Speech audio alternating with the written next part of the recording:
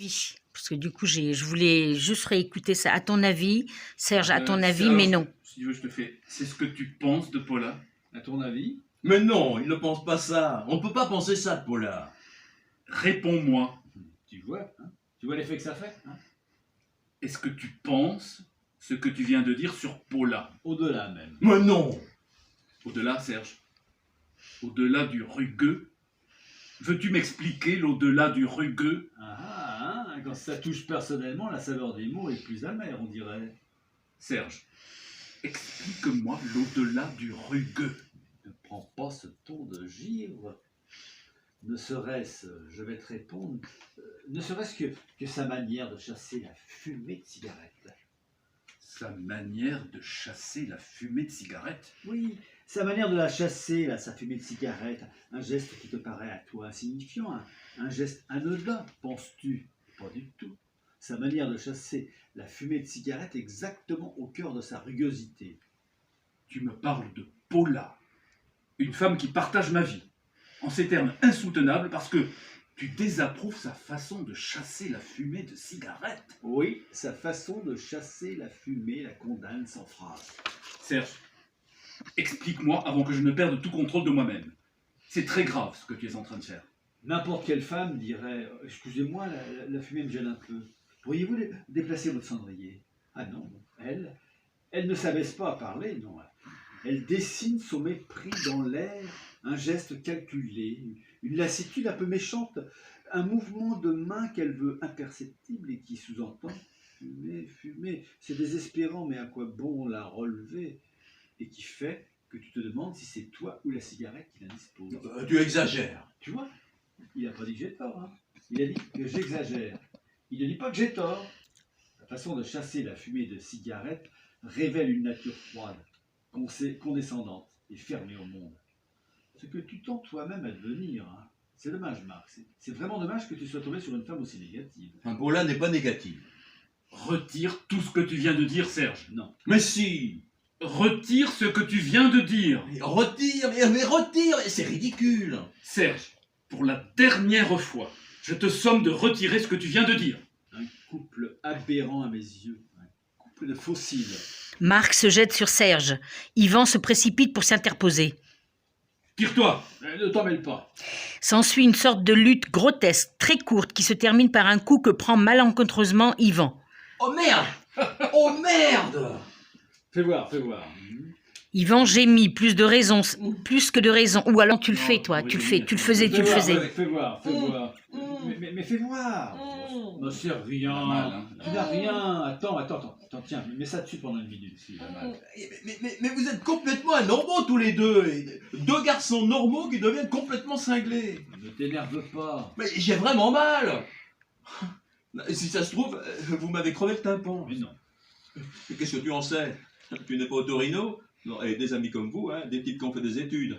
Allez, calme-toi. Tu peux pas démolir quelqu'un parce que tu n'aimes pas sa façon de chasser la fumée de cigarette. Mais enfin, ça n'a aucun sens.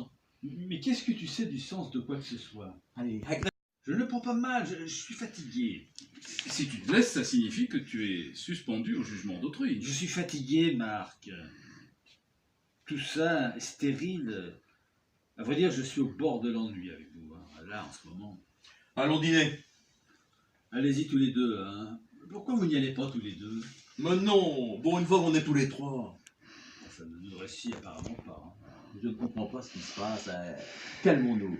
Il n'y a aucune raison de s'engueuler, encore moins pour un tableau. Tu as conscience que tu jettes de l'huile sur le feu avec tes calmons-nous et tes manières de curer. C'est nouveau, ça? Bah, et vous n'arriverez pas à m'entamer. Tu m'impressionnes. Je vais aller chez ce Finkelton. Tu ne peux pas, il est complet. Qu'est-ce que tu manges? Le sémium.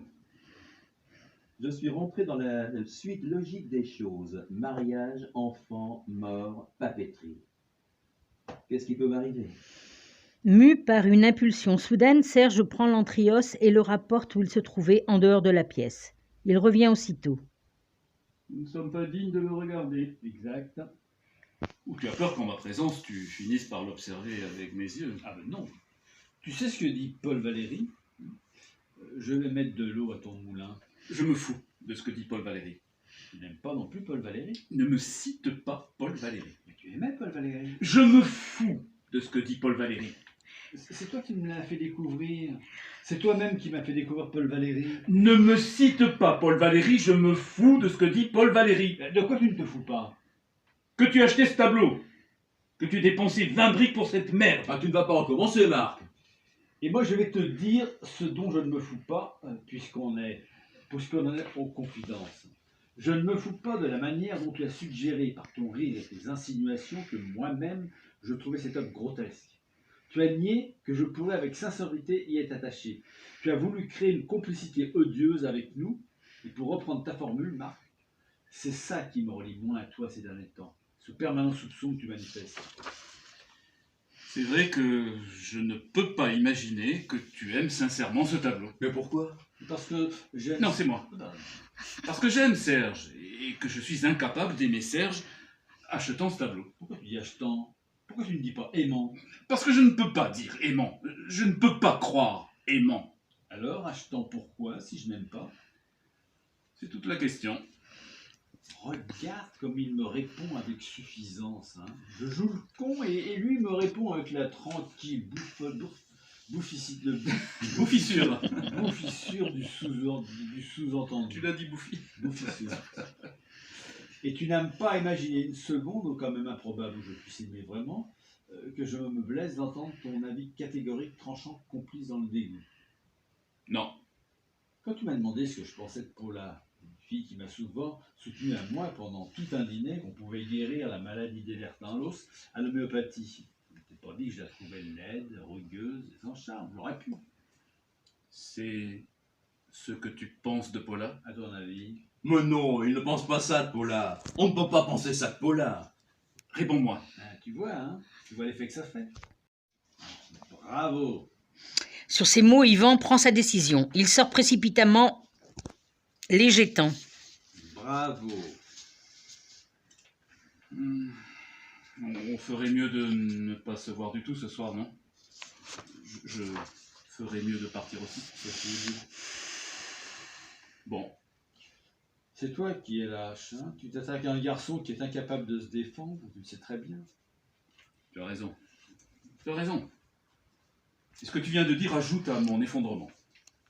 Tu vois, subitement, je ne comprends plus, je ne sais plus ce qui me relie à Yvan. Je ne comprends plus de quoi ma relation est faite avec ce garçon. Mais Yvan a toujours été ce qu'il est. Non, non, il avait une folie. Il avait une incongruité. Il était fragile, mais il était désarmant dans sa folie. Et moi? Toi quoi? Tu sais ce qui te relie à moi? Une question qui pourrait nous entraîner assez loin. Allons-y. Ça m'ennuie d'avoir fait de la peine à Yvan. Ah, enfin une parole légèrement humaine dans ta bouche. Hein. D'autant que la croûte qu'il a au-dessus de sa cheminée, je crains que ce ne soit son père qui l'ait peinte. Ah bon? Merde! Ouais. Mais toi aussi? Oui, mais je m'en suis souvenu en le disant. Ah merde! Les jetant. Serge va ouvrir.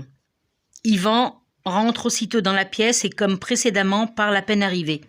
Le retour d'Yvan. L'ascenseur est occupé. Je m'engouffre dans l'escalier et je pense tout en dégringolant, lâche, hybride, sans consistance. Je me dis, je reviens avec un flingue, je le bute. Il verra si je suis flasque et servile. J'arrive au rez-de-chaussée, je me dis, mon petit vieux, tu ne vas pas faire 6 ans d'analyse pour finir par buter ton meilleur ami, et tu n'as pas fait 6 ans d'analyse pour ne pas percevoir derrière cette démence verbale un profond mal-être.